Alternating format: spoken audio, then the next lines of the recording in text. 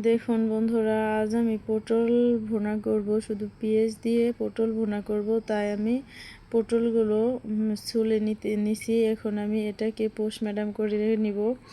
দেখুন, এর গায়ে কিছু হালকা হলুদ দিয়ে নিছি। আর এখন আমি ভেজে নিতেছি। আমার ভাজা শেষ, তাই আমি একে তুলিয়ে নিতেছি। এর গাওটা লাল লাল হয়ে গেছে। এই নায়িকাকে এখন আমি উঠিয়ে নিতেছি। কড়াইটা লেগে গেছে, পুড়ে গেছে। ধুয়ে আমি আবার তেল দিয়ে দিছি।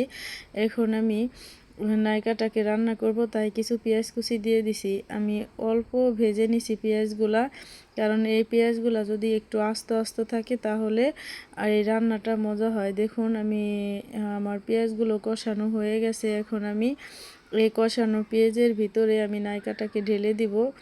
একে আমার ভাজা শেষ, পোস্টমর্টম করা শেষ। এখন আমি নায়িকাটাকে একটু লাড়াচাড়া করে নিব। লাড়াচাড়া করে সুন্দরভাবে কষানো হয়ে গেছে। দেখুন, উপরে তেল ছিটকে আসছে। এখন আমার রান্নাটা হয়ে গেছে।